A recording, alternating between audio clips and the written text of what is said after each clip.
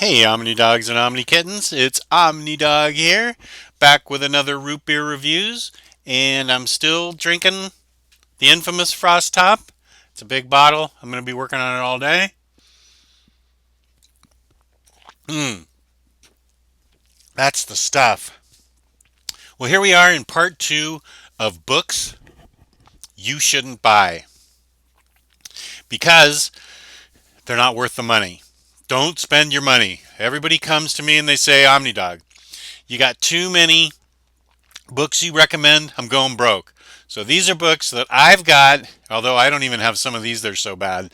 I'm recommending that you do not go out and spend these. Save your money and buy them on spend your money on something else. Buy something else, anything else, but some of these books. This is the Friends edition. I went to some of my friends and I said, what are some really awful books that you just don't dig and recommend that nobody else buy? So we'll start out with my friend Fariha. She is a young woman that I've got to know recently, and top of her list is a book that a lot of people like, but I can see her complaint. That is The Boys. There's hardly anything I can even show you in this book. Let's see, I think I bookmarked a. Here's a page I can show you. The Boys is by Garth Ennis with art by Derek Robertson. And it is very raw, very brutal, coarse language, hypersexualized, and I think Fariha felt that she couldn't get through it because of its treatment of women, and I can see her point.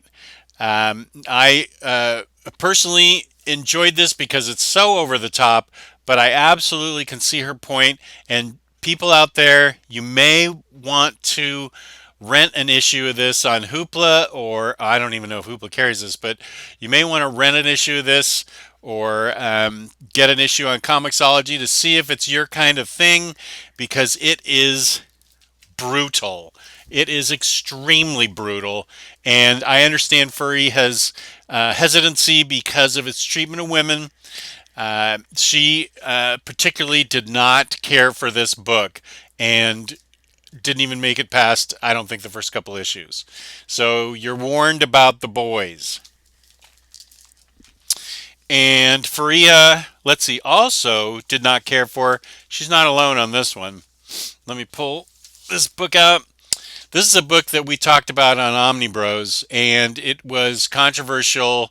It's been controversial ever since it was published. I read it one time and liked it. Then I read it the second time a little more critically, and I have to say that it fell flat for me, and I don't think I recommend it. I think you can save your money, especially because it's an absolute size edition. Now, there may be deluxe, there may be paperback, whatever it is, you don't need to get an absolute of Identity Crisis.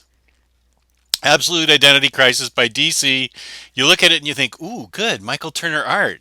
Well, no, it's somebody else's art. Maybe it's Rags Morales or somebody. Who is it? Yeah, Rags Morales. Not a big fan of the art, um, but the story is a big thud. The problem is the characters don't really act like themselves. It's very out of tune, very tone deaf. It's got characters acting completely different than we're normally used to having them act, and you've got a B-list villain that acts completely different than normal and does some heinous things to the wife of a Justice Leaguer, and it just is really off tone. It's off putting. It just didn't really seem like a good Justice League book. It seemed as if it was written by someone that didn't really know the characters very well. And I know this Brad Meltzer is a famous author and has written good comic books before, but Faria and I and the Omni Bros all agree you should save your money on Identity Crisis. Not a good book, not worth your money. I only got this on Hamilton Books for like $30, so I would definitely not spend $100 on it for sure. Save your money, get something else. Let's see, Fariha. I don't own this book. I don't think. No, I don't own it. I guess it's so bad I don't even own it. Freya didn't like Ultimatum either. She said, by Marvel, she said, save your money, don't get Ultimatum, which is the Ultimate Universe back in the 2000s when they had Ultimate X-Men, Ultimate Spider-Man, Ultimate Fantastic Four, um, Ultimate Galactus trilogy, Ultimate Marvel team up. Yeah, uh, she didn't like Ultimatum. And I don't think she's alone. I've heard a lot of people don't like Ultimatum. So you should save your money there.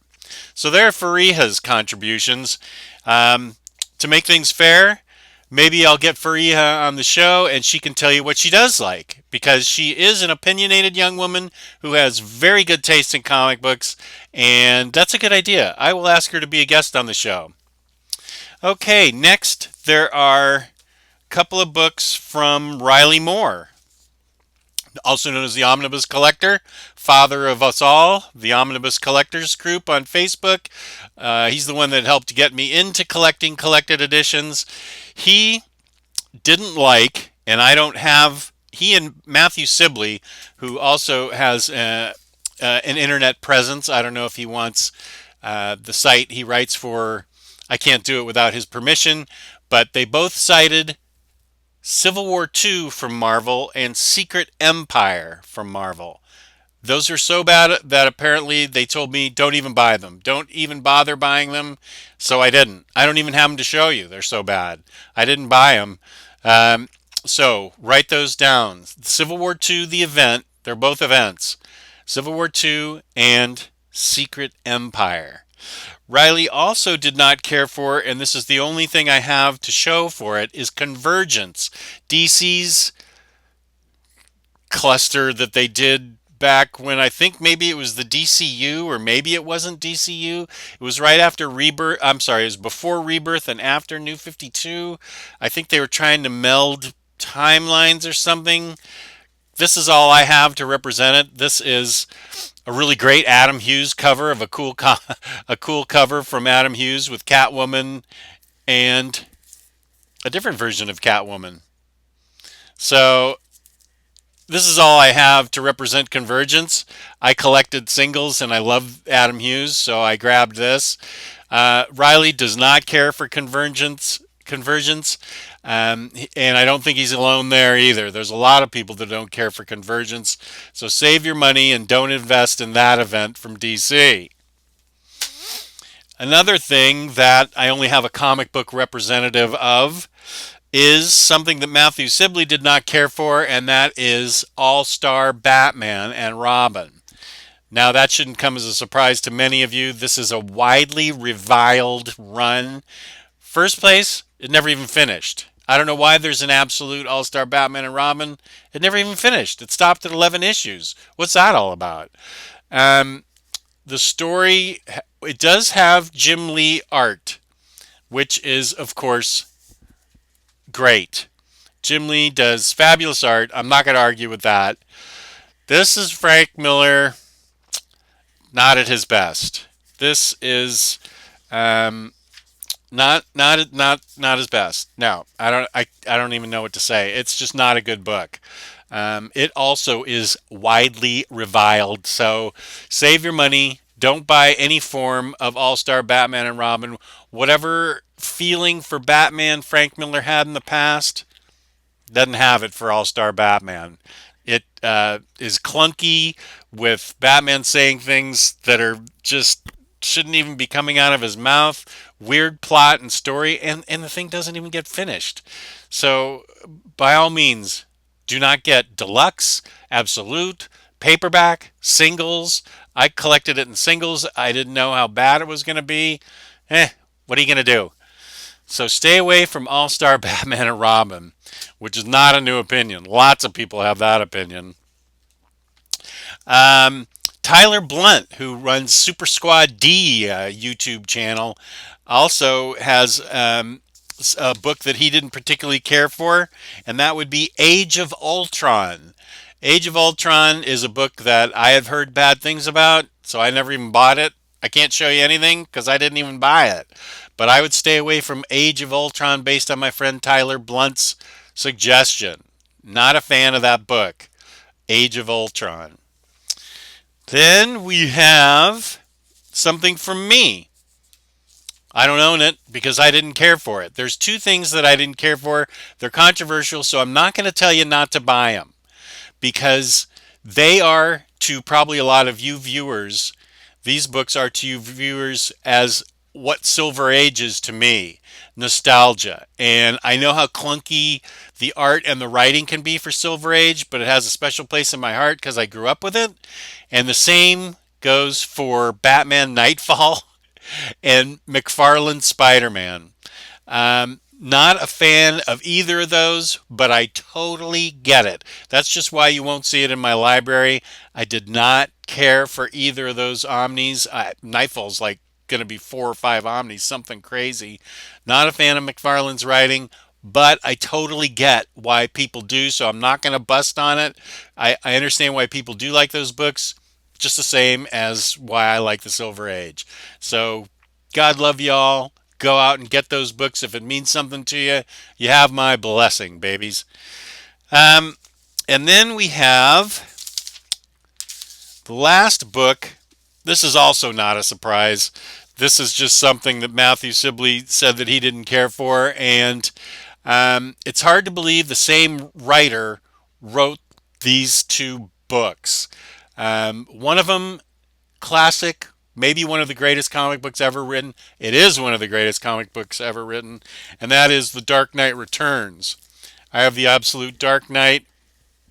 Excuse me, I'm not telling you not to get Dark Knight Returns. That is one of the greatest comic books ever written.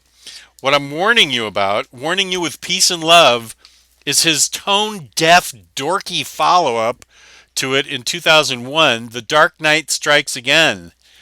Holy guacamole.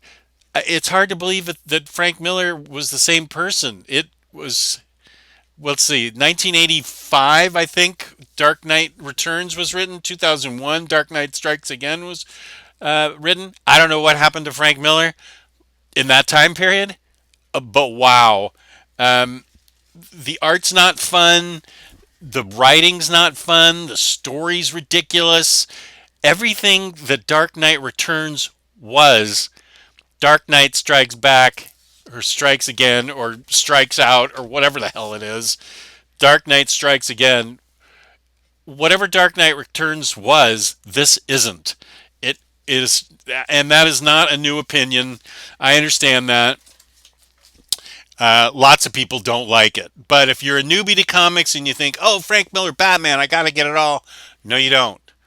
All you need to do is get Dark Knight Returns. Trust me. That's all you need to do. As a matter of fact, Frank Miller wrote 300, which was a good book. I liked 300, but I believe the story goes that he wrote Holy Terror, which came out in kind of the same format as 300. I can advise you not to get that book. I believe that started out as a Batman story, and it was so anti-Muslim, such an anti-Muslim screed that I think DC passed on it, and maybe Dark Horse picked it up. I don't know who published it, but maybe Dark Horse published it. Not a good book. Holy Terror. It's cringeworthy. It makes me feel bad. It's a bad book that should feel bad about itself. To paraphrase Crushing Crisis, it's just not for you. I'm telling you, it's not for you. Holy Terror is not for you. Do yourself a favor and don't get it. So those are some books that I advise you to save your money. Don't get those books. I'll write them down and put a list up because a lot of times, I'll 99% of the time, I'm upbeat and happy and want you to get good comic books because good comic books is what it's all about. But at the same time, I'm here to warn you, don't get some of these books. That's my public service to you.